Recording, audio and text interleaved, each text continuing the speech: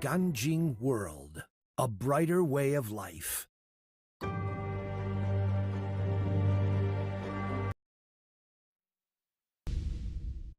Welcome to NTD Newsroom. I'm Don Ma. All eyes are on today's jobs report. Data shows the U.S. added 22,000 new jobs in August, falling short of market expectations, what President Trump's top economic advisor has to say. Immigration and Customs Enforcement apprehends 475 people suspected of being in the U.S. illegally. Homeland Security says the raid took place at a Hyundai electric vehicle plant in Georgia. 2 suspects are arrested in the June shooting death of a congressional intern. The arrests come amid challenges to President Trump's deployment of the National Guard in D.C.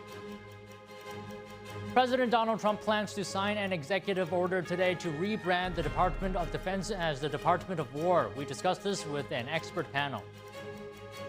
Health Secretary Robert F. Kennedy Jr. testified before the Senate Committee on Finance. It was a heated hearing. We have reactions and key takeaways.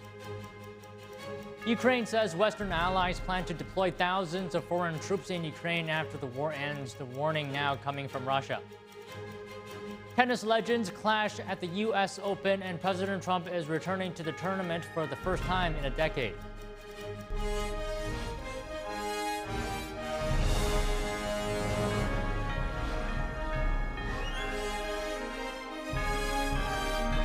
This is NTD Newsroom, live from our global headquarters in New York City. Good afternoon, and thank you for joining us today. And pardon the mess over there. It's Friday. The U.S. economy added 22,000 jobs in August. The number fell short of economists' expectations. It also confirms a slowdown in the labor market. The Labor Department said today that hiring decelerated from 79,000 in July. The unemployment rate rose to 4.3%. That's up from 4.2% in July. Average hourly earnings increased by 0.3%. That's the same as the previous month. But year-over-year wage growth slowed to 3.7%. Federal government employment continued to decline in August, losing 15,000 jobs. And manufacturing lost 12,000 positions, mainly due to a labor strike in transportation equipment manufacturing. Here's the director of the National Economic Council, Kevin Hassett, speaking on CNBC this morning.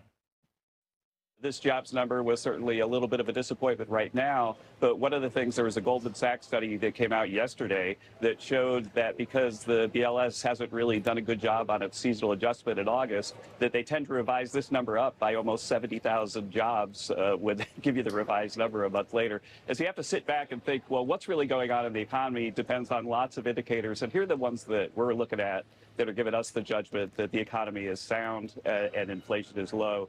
We're very, very excited about where things are going. It's a little bit of a disappointing job number, but I pretty much expect it's going to revise up. The White House weighed in on the new jobs data. Press Secretary Caroline Leavitt posted on X that President Trump has created more than 1 million jobs in the private sector, all of which are filled by American-born workers. Leavitt reiterated calls on the Federal Reserve to cut the rates. The August report follows President Trump's firing of Erica McIntyre, former head of the Bureau of Labor Statistics. Her termination came after a July jobs report that Trump said was rigged to hurt him and other Republicans politically. He also raised concerns over reports that came out ahead of 2024 election. President Trump has signed an executive order enacting a major trade deal with Japan, setting new tariffs and securing U.S. investments. He also hosted top executives at the White House yesterday for talks on artificial intelligence and the future of American manufacturing. Here's more. President Trump signed an executive order Thursday setting a 15% tariff on nearly all Japanese imports and locking in major Japanese investments in the U.S. Today is a historic day between the United States of America and Japan because the President of the United States has signed the executive order that puts into effect the amazing historic agreement between Japan and the United States. The agreement rolls back steep tariffs on Japanese cars while removing duties on aircraft and pharmaceuticals. Japan is also opening its markets to American agriculture, pledging a 75% increase in rice imports and $8 billion in yearly purchases of U.S. farm goods. Japan has also committed $550 billion in direct U.S. investments. The executive order says they will be selected by the U.S. government and will help generate new jobs and boost domestic manufacturing. For Tokyo, the cuts bring long-sought relief to its auto sector, with tariffs dropping from over 27% to just 15%. I feel very good for both countries. Yeah, it's really good for our building up the economic security and also economic growth for both countries. So it's really historic, I believe so. But even as the deal takes effect, President Trump is warning other trade agreements may need to be revisited depending on how the Supreme Court rules in a major case on tariffs. And Trump on Thursday hosted a high-profile dinner with more than 24 technology executives. The guest list features some of the most powerful names in Silicon Valley, including Apple's Tim Cook, Meta's Mark Zuckerberg, Microsoft founder Bill Gates, and OpenAI CEO Sam Altman. All of the companies here are making huge investments in the country in order to build out data centers and infrastructure to power the next wave of innovation. Zuckerberg said tech firms expect to spend at least $600 billion on U.S. infrastructure through 2028. Other leaders echoed praise for the administration's role in advancing artificial intelligence. Google co-founder Sergey Brin called it an incredible inflection point. AMD CEO Lisa Su credited the White House for accelerating semiconductor growth, while Microsoft's Satya Nadella highlighted trust in U.S. technology. I think that everything that you're doing in terms of setting in place the platform where the rest of the world can not only use our technology but trust our technology more than any other alternative is perhaps the most important issue. Trump also used the event to signal new tariffs on semiconductors imported from firms that refuse to move production to the U.S. President Trump's trade deals will stay in place despite an ongoing legal challenge to sweeping tariffs. This is according to Commerce Secretary Howard Lutnick on CNBC today. The president has all sorts of other authorities, right? So the 232, so everything we just did with Japan, that holds, right? That's durable, that stays. Europe, that stays. These are autos, pharmaceuticals, semiconductors. Those all stay. So these are durable models. These big deals are going to stay. We have lots of other authorities that the president can use. They're called 301 and 338. I mean, he's got tons of authorities. An appeals court found earlier that most of Trump's tariffs are illegal, but kept them in place for now. The Trump administration took the fight to the Supreme Court on Wednesday. They're asking the justices to rule quickly. The president has the power to impose sweeping import taxes under federal law. Senate Democratic leader Chuck Schumer says Democrats will force votes in the coming weeks in an effort to reverse Trump's tariffs. President Trump today said India and Russia seem to have been lost to China. This comes after their leaders met with Chinese leader Xi Jinping this week. Trump wrote on a Truth Social post showing the three leaders together, quote, "Looks like we've lost India and Russia to deepest, darkest China. May they have a long and prosperous future together." Xi hosted more than 20 leaders of non-Western countries for the Shanghai Cooperation Organization. Putin and Modi were seen holding hands at the summit as they walked towards Xi before all three men stood side by side. Modi's warming ties with China comes as India's ties with the U.S. chill because of India's purchases of Russia's sanctioned oil. The European Union's energy chief says it supports President Trump's plan to stop buying Russian oil. Yesterday, Trump said Europe's oil purchases are financing Russia's war effort. The bloc's energy commissioner says he agrees with the president and that Europe hopes for Trump's support. Not only has Putin weaponized energy against us, blackmailed member states, we are actually also indirectly helping finance Putin's war, and that needs to stop. And if President Trump agrees to that, then that is only a welcome support, because that is certainly our main objective. Trump told Western allies yesterday that Europe pays Russia over $1 billion annually in oil purchases, thus funding the war in Ukraine. The president also emphasized that European leaders should place economic pressure on China for funding Russia's war effort. The European Union is negotiating legal proposals to phase out imports of Russian oil and gas by 2028. The energy commissioner says he hasn't come under pressure from the U.S. to halt Russian oil purchases before the 2028 deadline. And he added that he'd welcome U.S. backing for the bloc's plan. President Trump is set to sign an executive order renaming the Pentagon's Defense Department back to its original title, the Department of War. Trump has argued the new name carries strength, recalling victories in World Wars I and II. Defense Secretary Pete Hegseth echoed that sentiment, saying words and titles matter. The move revives the title of the department when it was first established in 1789. Congress renamed it the Department of Defense in 1949 under the National Security Act. That change required an act of Congress. At the moment, it's not clear how might it play out this time.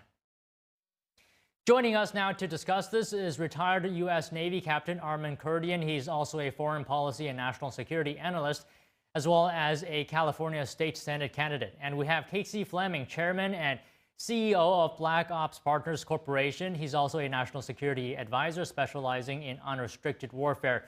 First of all, good afternoon to you both. Armin, I'll start with you.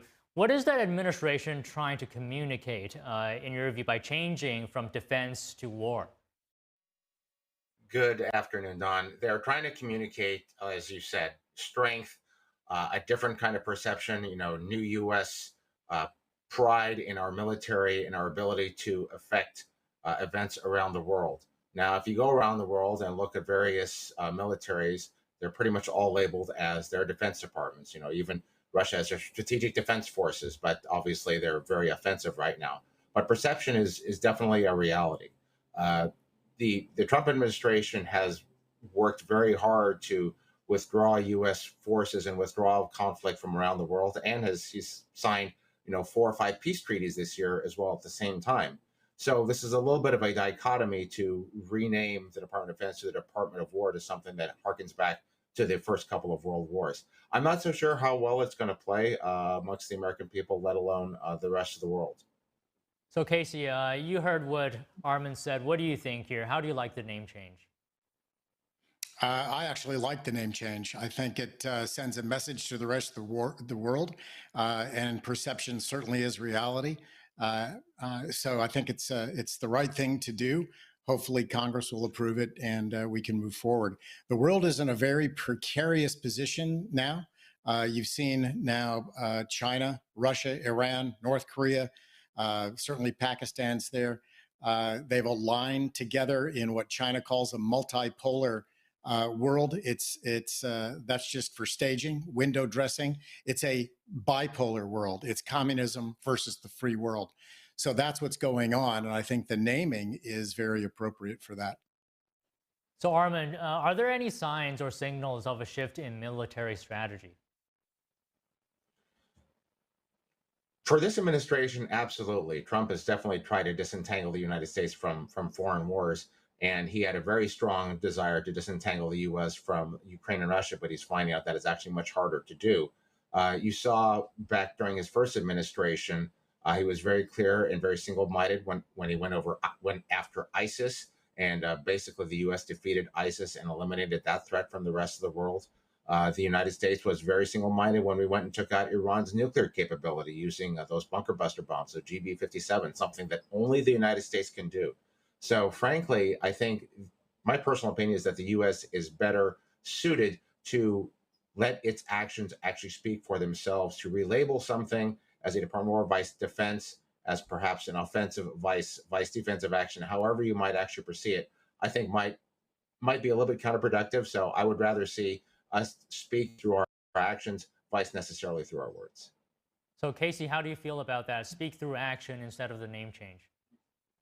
I agree. Speak through action, but also do it very quietly. Don't broadcast what we're doing. Don't write about it. Be stealth in what we're doing. The other thing is that the focus also, we're talking conventional war here. The other massive main focus has to be on unrestricted war. Unrestricted war is focused on every man, woman, and child.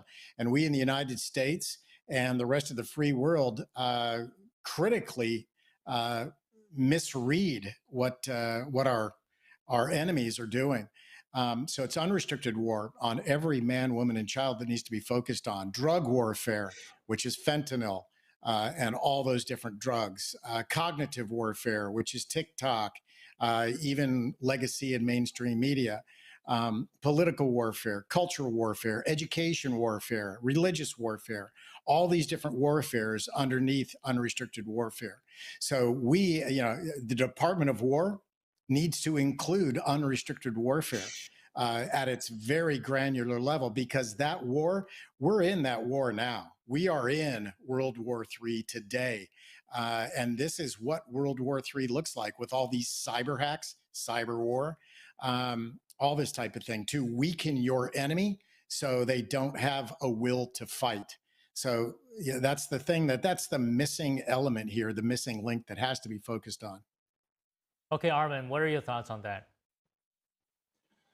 The government certainly needs to have a much more coherent strategy when you're engaging with the rest of the planet.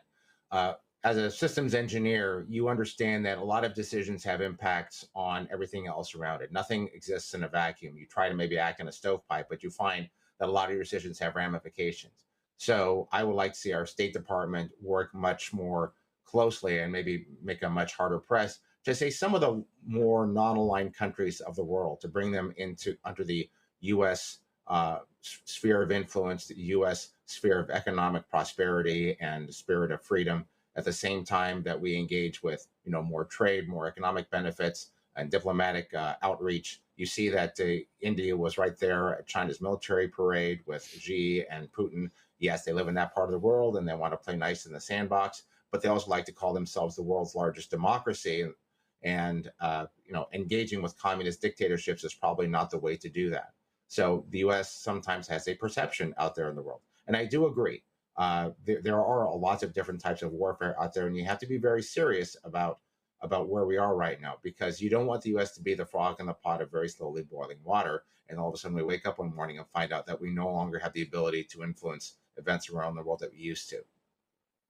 So Casey, speaking of China, how do you think international adversaries or maybe allies will interpret a name change to the Department of War? I think it'll be positive for our allies. I think our enemies won't like it, but I think our allies will certainly appreciate it. So I think it's a step in the right direction. And Casey, do you think the renaming could affect the morale as well and the culture within the armed forces? I do, and I hope it does. It's a focus that needs to happen. Over the past many years of overall peace, we've become complacent, both in a government and in a military. And, we've got to be able to move forward with focus. And I agree, we operate in silos. So we need that cohesive connection with all these silos that we have in our government and in our military to make sure we are one, we are a whole of nation and a whole of nation response. And Armin, so you've heard the word peacemaker being used, right, recently to describe Trump. Is the name Department of War sort of at odds with that?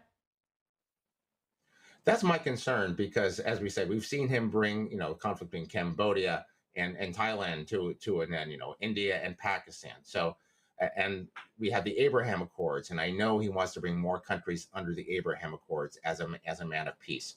So there is, like I said, a little bit of a dichotomy between what he's actually done and perhaps the verbiage of the perception for the Department of Defense.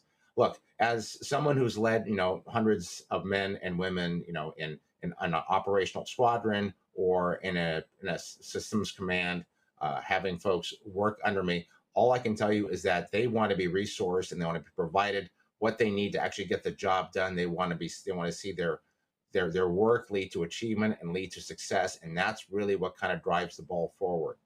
The elimination of DEI, the elimination of wokeness within the military, I think was absolutely critical. It was killing recruitment.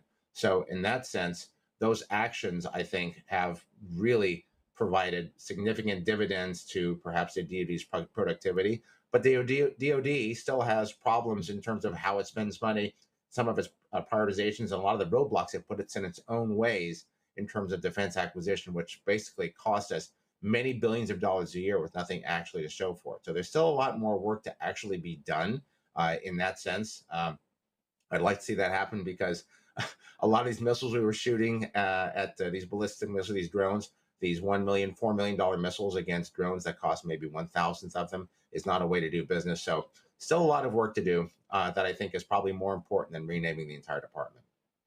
Okay, just quickly, there's another topic I want your guys' comments on. So Trump highlighted that Russia earned about 1.1 billion euros from EU fuel sales last year, and important to note that that number's a small fraction of what it was in the first quarter of 2021. So Casey, on this topic, how significant is that figure in terms of sustaining Moscow's war? $1 billion is not, it doesn't move the needle much at all, but it is something that needs to be looked at, but it doesn't move the needle much at all. So it needs to be bigger swaths of decisions. Bigger decisions need to be made to make bigger differences. That's really what needs to happen. Okay, Armin, what do you think about this? Is $1 billion a significant amount? I'll answer your question like this. The U.S. can free the rest of the world from Russian tyranny, from Chinese oppression, by unleashing American energy and being the world's leading exporter of energy. LNG exports to Europe. If India wants more oil, then we need to get them some more oil. We need to get them more LNG. We need more ships and more large carriers in order to export some of that oil to them. We can be the world's provider of energy, and by doing that, we end the strangulate. We can strangle companies like Iran and China and Russia that basically, well, Iran and Russia that basically get a lot of their revenue from our oil, and perhaps China standalone is having to maybe pay cents on the dollar for Russian oil to try to keep their war effort going. Okay, I don't want to take up too much of your guys' time. Casey, I'll ask you one more thing. Trump called for a coordinated economic pressure on China.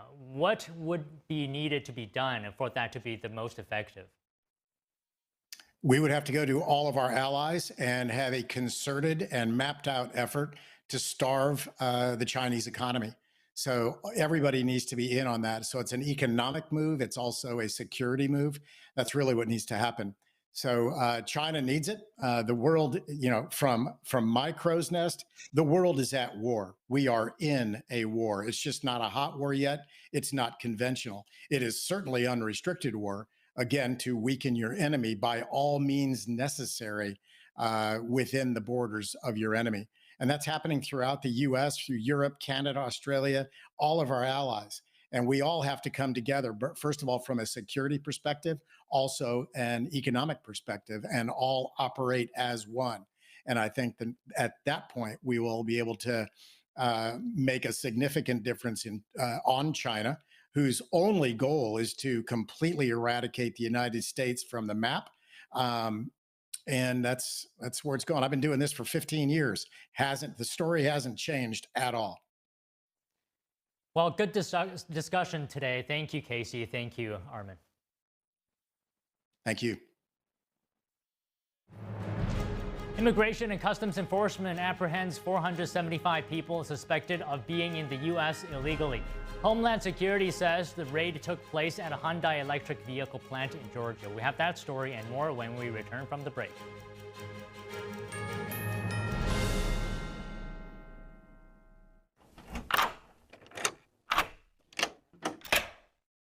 I'm Jonathan Lawson. If you're 50 to 85, I have an important message about security. Write down the number on your screen so you can call when I finish. The lock I want to talk to you about isn't the one on your door. This is a lock for your life insurance, a rate lock that guarantees that once you're insured, your rate can never go up at any time for any reason. But be careful. Many policies you see do not have one. But you can get a lifetime rate lock from Colonial Penn. Call this number to learn more. This plan was designed with a rate lock for people on a fixed income who want life insurance that fits their budget and is simple to get. Coverage options start at $9.95 a month, less than 35 cents a day. Act now, and your rate will be locked in for life. It will never increase, guaranteed. This is lifelong coverage that can never be canceled as long as you pay your premiums, guaranteed. And your acceptance is guaranteed, with no health questions. You cannot be turned down because of your health. Call for your information kit and read about this rate lock for yourself. You'll also get a free beneficiary planner. Both are free with no obligation. Don't miss out. Call for information, then decide. Read about the 30-day 100% money-back guarantee. Don't wait. Call this number now. Call now and you'll also get this free beneficiary planner. Use this valuable guide to record important information and your final wishes, and it's yours free just for calling. So don't wait. Call 1-800-357-4821 for your free information. That's 1-800-357-4821. There's no risk or obligation. That number again is 1-800-357-4821. That's 1-800-357-4821. 1-800-357-4821. Call now. Big things are happening at Mathis Home. Come in now for 65th anniversary savings all over the store. Like this oversized sofa in an ultra soft fabric with thick premium gel cushions and 5 throw pillows. Anniversary priced at just $9.99. That's an incredible value. Just one of over 100 great sofas in stock and ready for you to enjoy tonight with fast and easy financing and free delivery. Don't miss out on 65th anniversary savings happening now at your furniture superstore, Mathis Home. Kids love it. Parents trust it. Obviously. Explore GJW Plus Kids Series and Ganjion Campus courses led by expert educators. This is spectacular. Children will learn values like respect, responsibility, and knowledge in language, science, and more. Wow. All while having fun. Perfect. Subscribe today at GJW Plus Kids, where learning meets fun.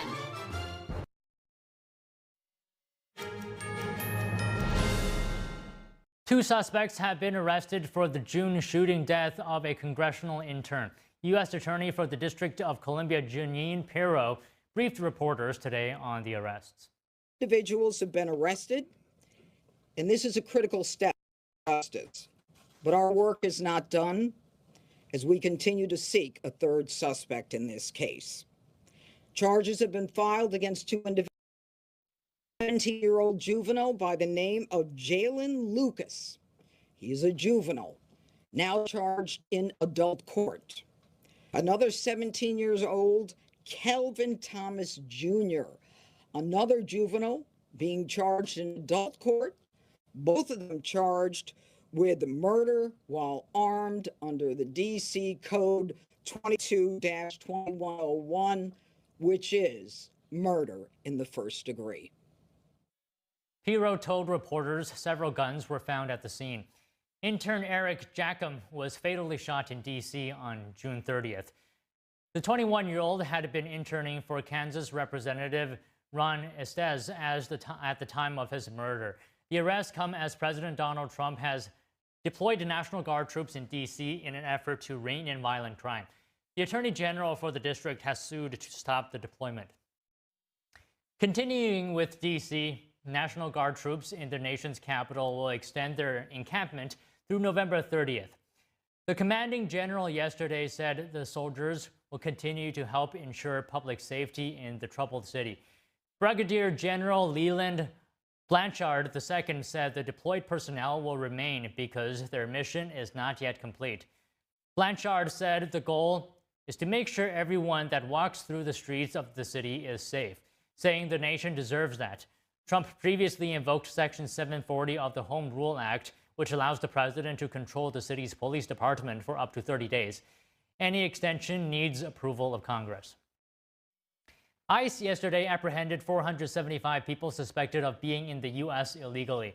Homeland Security says the raid took place at a Hyundai electric vehicle plant in Georgia. As we had determined through our investigation in advance and certainly experienced yesterday, there was a network of subcontractors and subcontractors for the subcontractors there.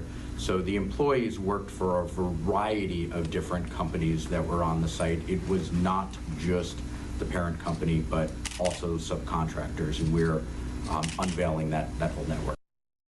A South Korean Foreign Ministry spokesperson described the number of detained South Koreans as large, but did not provide an exact figure. Thursday's raid targeted one of Georgia's largest and most high-profile manufacturing sites. Georgia Governor Brian Kemp and other officials have touted the plant as the largest economic development project in the state's history. The Pentagon says 2 Venezuelan fighter jets flew close to a U.S. Navy destroyer in the Caribbean. U.S. officials described yesterday's maneuver as a highly provocative move.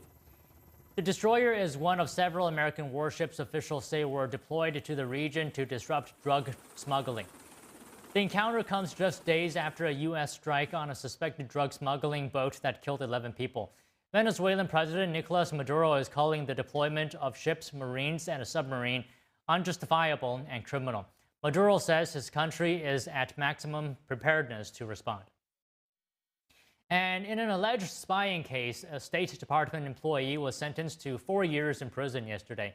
He was convicted of conspiring to collect and transmit national defense information to individuals he believed to be working for the Chinese regime. The Justice Department says Michael Sheena worked at a State Department headquarters in Washington. He held a top-secret security clearance and had access to information up to the secret level. The DOJ says Sheena communicated with people he met online through various platforms beginning in April 2022.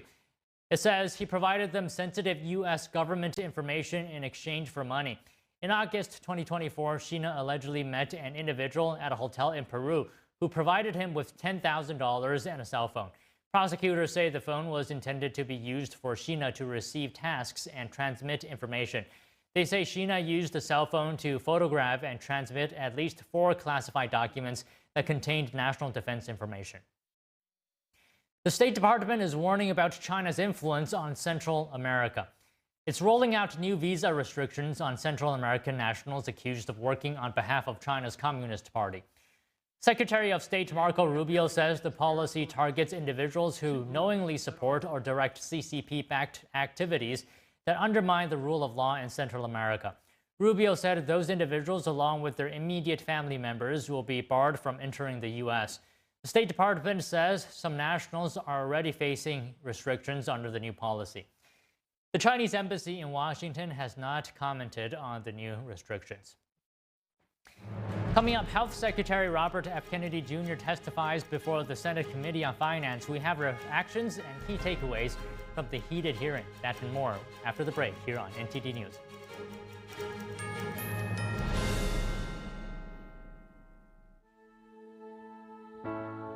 We come from a long line of farmers, and there's a sense of pride with being part of these multi-generational businesses. But there's also a significant amount of pressure. My senior year of high school, my dad made the decision that this world no longer needed him in it. I don't know if he was overwhelmed by the bills and checks that weren't going to be coming in because of the strawberries dying off, but it breaks my heart that my dad made a permanent decision for a temporary issue. Don't feel like you have to go through it alone. Farmers have to take care of their physical and their mental health, because what's a farm without a farmer? In the mornings, that's my time. Watching the sun come up, I can have a cup of coffee and exercise if I want to. It helps me start the day with a sense of gratitude. Yay! Every day is a new opportunity. Don't forget to check in on yourself. Love, your mind. That first time seeing my son, I feel like my life did a 180. I was already trying to change my perspective of life and really just be a father figure that I never had. Being present is the most important part. I'm still growing every day, becoming a better version of myself, to be the better mirror for my son. I mean, he's just growing. He's becoming his own person. Man, at first I saw him dance, bro, he brings the vibes, you know what I'm saying? He brings the party no matter what.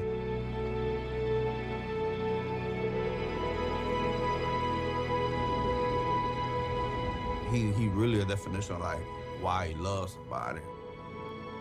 And I love him to the death of me.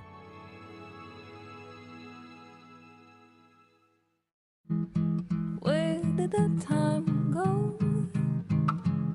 Somehow I lost all those years. Where did the time go? I don't know how I got here. Or how did I get here?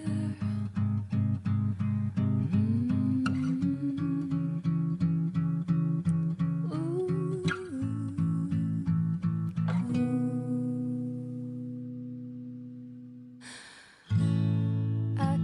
can see now. You've done the hard part. You quit smoking. Now do the easy part and get scanned for lung cancer. If you smoked, you may still be at risk, but early detection could save your life. Talk to your doctor and learn more at savedbythescan.org.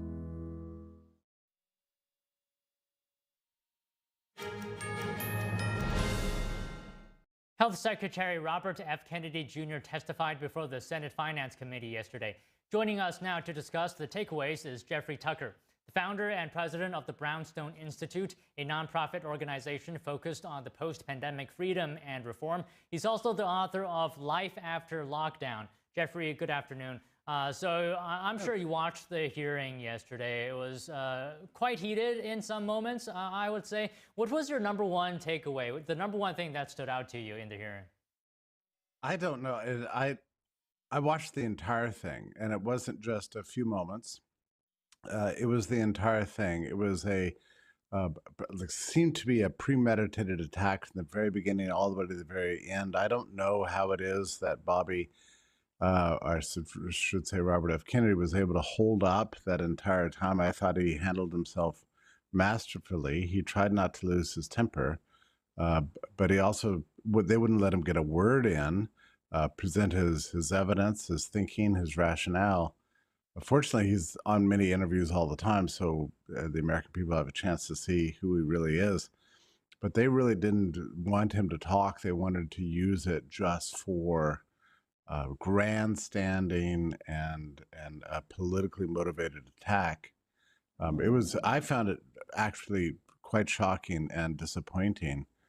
And then today, to see so much of the national media on the left and the right and the middle and everyone in between doing the same thing all over again for him. And I spent most of the day trying to think about, what this could be. I know that he's attacking a very powerful industry, pharma, and attacking and questioning some very revered practices like vaccination. But he deserves a hearing, that he deserves to be listened to. And I think this country is making a grave mistake by this sort of attack on Bobby. He really needs people's support right now, I think. So going into some of the specifics, and you can talk about any point you want, but Kennedy said yesterday the CDC's data chaos makes it hard to quantify either the benefits or the shortcomings of COVID-19 vaccines. What was your reaction to that? Well, there was a strange moment when they asked him how many people died from COVID, and he said, I don't know. So it's not that he doesn't know and everybody else does, it's that nobody knows. And that was a very intelligent and very striking comment, because we had rampant, this is not in dispute, we had rampant death misclassification among all ages. Even from the early part of the pandemic, Deborah Birx announced from the White House that they were going to classify anybody who died with COVID as dying of COVID. Okay, that was sad, and I'm going to say this was sometime in the summer or even earlier of 2020. At that moment, she blew up the data. So we have very bad data, and we know for sure that the CDC wildly exaggerated infant and childhood death from COVID by this one little data trick alone.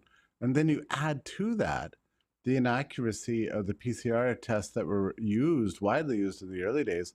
They had as many as 90% false positives, as the New York Times itself admitted back in those days. So if on one hand you're classifying everybody who dies with COVID as having died of COVID, and then using a PCR test with 90% false positive to classify them as having having had COVID, which is not the same thing as being sick. It could mean just being exposed in some way. So you have a major data problem. So we are at the point now, and this is extraordinary, that we actually do not know. Nobody knows how many people in the US died from COVID. We don't even have a really clear sense of what's called the case fatality rate, or even a clear sense of the infection fatality rate. I mean, it's amazing to think that, and this is what he was trying to draw attention to, in that in the age of science, the age of data, and so much disease surveillance and everything else, that the public health agencies could have messed this up so much that we actually know less about COVID now than we have since the early days of the pandemic. I mean, it's absolutely extraordinary. So he was trying to explain this, and these politicians gathered there just didn't want to hear it. Okay, there's another topic I want your opinion on. So Florida Surgeon General is working to eliminate vaccine mandates, including for school children. While medical freedom advocates will praise this move, there may be some parents, I'm sure, concerned about what this means for their kids. So what can the Florida government do to justify its decisions to those concerned about epidemics in schools and other environments?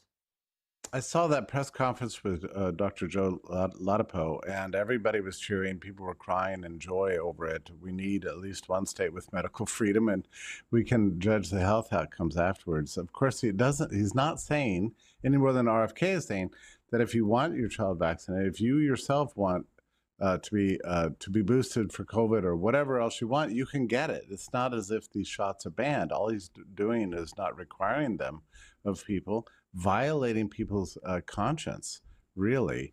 And what you see right now happening is in these states that are actually tightening vaccine restrictions are losing residents to the states that are allowing more medical freedom. So people are going to places where they're not having their kids forced to accept these jabs that many people are gravely suspicious. The childhood schedule is blown up so much over the last several decades that parents are starting to worry that it's too much and they want the freedom to choose. That's all he's doing. I also find it striking that so many people the people who object to this are saying that they want other people's children to be vaccinated, even though their own children are vaccinated. If you're vaccinated against this stable virus, you're not going to get it regardless.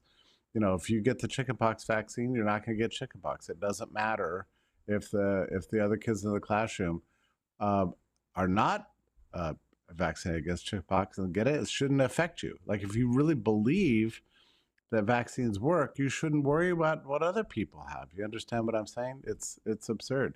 I also do want to comment really quickly on something I think is a little exaggerated concerning Robert F. Kennedy and his tenure at HHS. The moves he's made to change the childhood schedule are just very, very small ones. He's only made one change in the childhood schedule, which is to remove the COVID-19 booster from the recommended shots.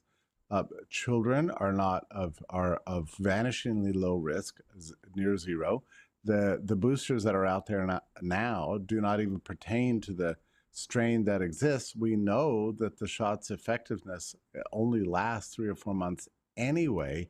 It makes absolutely no sense by the data or the logic or anything else that the COVID-19 shot should be on the childhood schedule recommended by the CDC. That's all he's done, is taking it off the recommended schedule and recommended that it only be for extremely at-risk populations that are more elderly as an option. So that's the only real change he's made. Beyond that, he's mixed up a little bit the advisory commission on immunization practices by firing all the old people who had conflicts that are being paid by the pharmaceutical industry. That is not in dispute. That's not in dispute. They were all being paid by pharmaceutical companies for the very products that they were charged with regulating or advising on, and replaced them with independent experts who are genuine medical doctors, genuine statisticians, actual people who understand this industry but don't have industrial conflicts. That's all he's done. That commission will meet in about 2 weeks for its second meeting, and they're going to be considering some very important shots. So these are very important, essential changes. He was given the task of getting into these public health agencies and doing something to uproot the corruption and restore trust, and that is exactly what he's doing. Well, okay, Jeffrey, we're out of time today, but I always enjoy hearing what you say. Thank you very much. Okay, my pleasure. Thank you. A U.S. congressman is urging the Senate to pass the Stop Forced Organ Harvesting Act. This comes after Russia's Putin and China's Xi Jinping were caught discussing organ transplantations earlier this week. Beijing has tried to cover up this conversation. The conversation as human rights groups continue to spotlight China's practice of forced organ harvesting live from prisoners of conscience. NTD's Melina Weisskopf reports. Congressman Chris Smith said bluntly, "Cruelty knows no bounds," referring to a hot mic moment earlier this week between China's Xi and Russia's Putin. The two leaders were caught discussing becoming younger with continued organ transplants. Xi suggested the possibility of living to 150 years old in this century.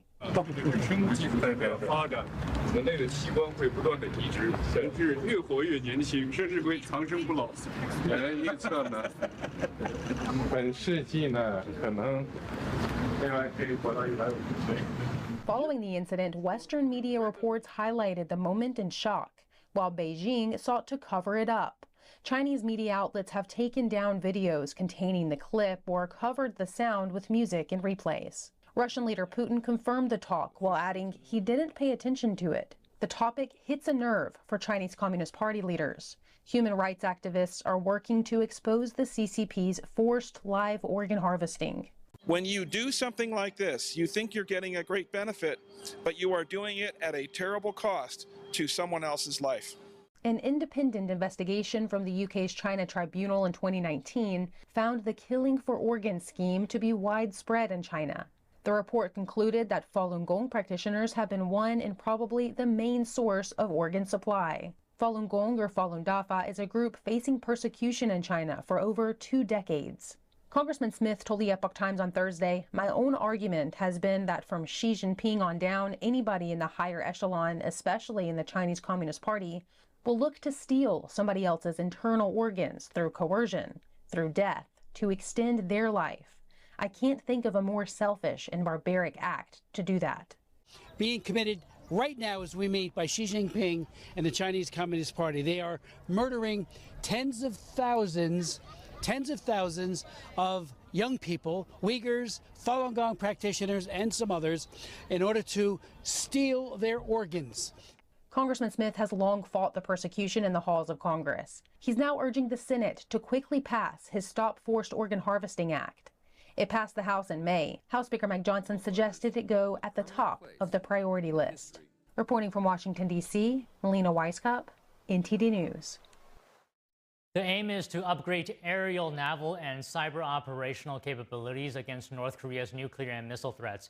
The Freedom Edge exercise is an annual drill designed to implement regional peace and stability. South Korea's Joint Chiefs of Staff said the drill will be conducted in compliance with international law. The exercise follows large-scale 10-day troop mobilization drills by the South Korean and U.S. militaries last month. The announcement comes after a dramatic appearance by the leaders of North Korea, Russia, and China in Beijing this week at a major military parade. Ukraine says Western allies plan to deploy thousands of foreign troops in Ukraine as peacekeepers after the war ends. Russia is already responding with a warning. NTD's international correspondent Arian Pasdar has more. President Trump confirmed America is ready to take part. Ukrainian President Volodymyr Zelensky on Friday, giving more details about security guarantees for Ukraine. On Thursday, 26 nations pledged to provide post-war security to Ukraine. This includes an international force on land, on sea, and in the air. But not all 26 nations will deploy troops. Some plan to provide guarantees while remaining outside Ukraine. It's not exactly clear yet what role the US will play in the effort. In the next few weeks, we'll talk with each country about what exactly they can do. The exact number of troops to be deployed hasn't been announced yet, but Zelensky says the number is definitely going to be in the thousands. Russian President Vladimir Putin criticizes the move, saying the deployment would bring Ukraine even closer to NATO. Putin also sends a warning to the troops. If any troops appear there, especially now while fighting is ongoing, we assume that they will be legitimate targets. And also on Friday, the European Union supports President Trump's plan to stop buying Russian oil. On Thursday, Trump said Europe's oil purchases are financing Russia's war effort. The bloc's energy commissioner now responds, saying he agrees. Not only has Putin weaponized energy against us, blackmailed member states, we are actually also indirectly helping finance Putin's war, and that needs to stop. The European Union is negotiating legal proposals to phase out imports of Russian oil and gas by 2028. The energy commissioner says he welcomes U.S. backing for the plan. Arian Pastar, NTD News. Tennis legends clash at the U.S. Open, and President Trump is returning to the tournament for the first time in a decade. Stay tuned for that and more when we come back.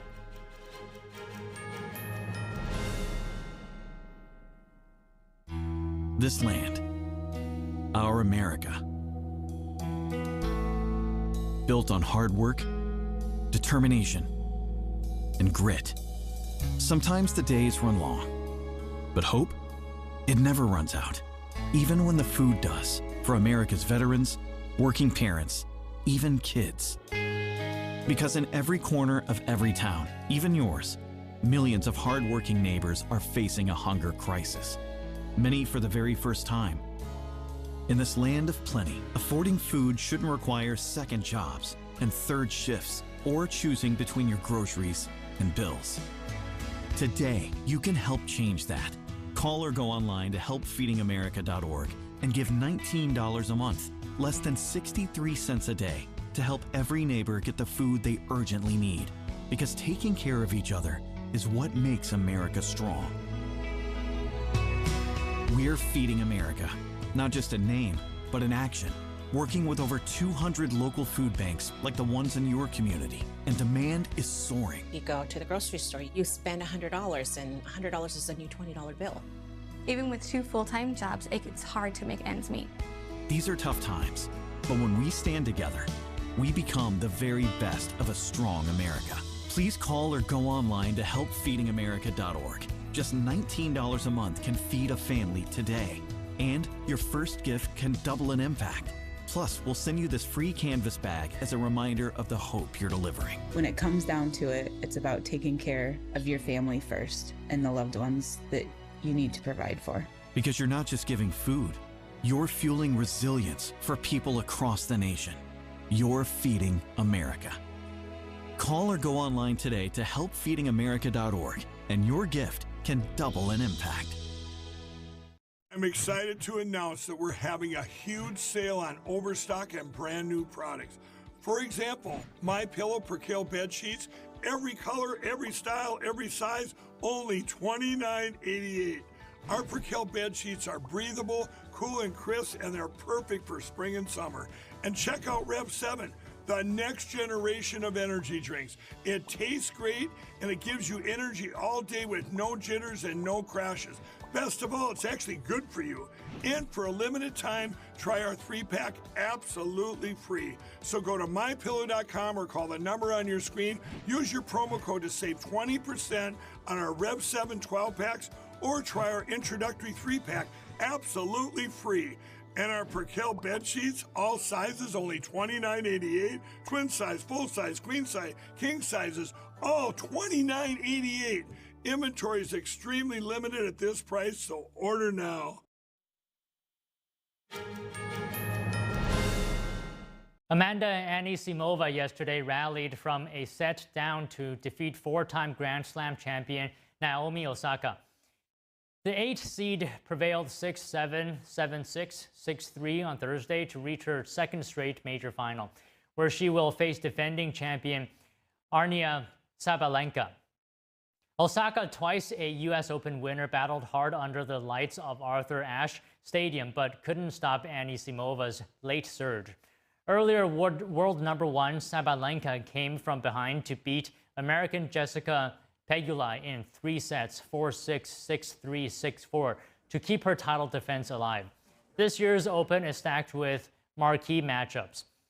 Novak Djokovic will face Carlos Alcaraz in Friday's semifinal clash. And President Trump is set to attend Sunday's men's final in New York, marking his return to the tournament after a decade away. World Cup qualifying is in full swing around the world. From big wins to emotional farewells, the road to 2026 is well underway. Here's the story.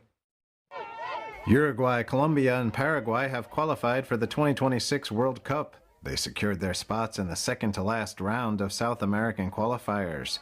They will join Argentina, Brazil, and Ecuador, who have already qualified. Peru is now out of the competition after losing to Uruguay. Uruguay fans celebrated in the streets after their team qualified for the 2026 World Cup Thursday. Fans packed the Centenario Stadium in Montevideo, celebrating with fireworks and chants to celebrate the big moment. An incredible emotion. It was a beautiful match at home with a full house. Alle kennen sei es, go Uruguay. We're on our way, and we're going to be champions again. Lionel Messi created a special memory in his last home World Cup qualifier for Argentina. He scored 2 goals Thursday in Argentina's 3-0 win over Venezuela. Argentina will face Ecuador on September 9th, but Messi will return to the United States to prepare for his commitments with Inter Miami. A packed and loud crowd at Estadio Monumental came to say goodbye. For me, he's the best player without doubt in our history. But whether he's the best player ever, for me, this human side, he's a great person and an example, and I'm now getting emotional. Venezuela remains in 7th place with 18 points. They still have a chance to qualify through an intercontinental playoff. France captain Kylian Mbappe on Friday called for more time off for elite soccer players as scheduled games increase year after year. From my experience in football, from my eye as a follower of football, as someone who watches lots of matches, I don't remember seeing a footballer who has played 60 matches in a season at a high level. 2-time world champions France will take on Ukraine in their Group D opener. A 102-year-old Japanese climber has become the oldest person to summit Mount Fuji. Guinness World Records recognized Kokichi Akuzawa's achievement after he reached the 12,000-foot peak in early August. I had my concerns, but once you get there, referring to Mount Fuji, I was really tempted to give up halfway through, but my friends encouraged me, and it turned out well. But it was tough. Akuzawa climbed with his 70-year-old daughter, his granddaughter, her husband, and 4 friends. The climbing party camped for 2 nights on the trail before their August 5th ascent. The trip was not Akuzawa's first record-breaking climb up Mount Fuji.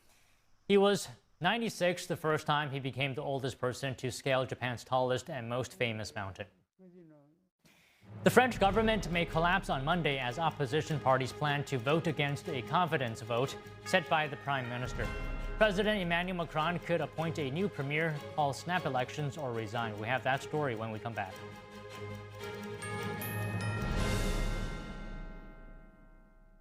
£6 prescription glasses from Select Specs are always great value. There are no offer codes or first-time customers only. Anyone can buy them, anytime. And you can upgrade to Select Specs Express for next-day delivery. And with deferred payments, you can spread the cost. See now, pay later with Select Specs £6 specs. Next day delivery and deferred payment options available at selectspecs.com/£6.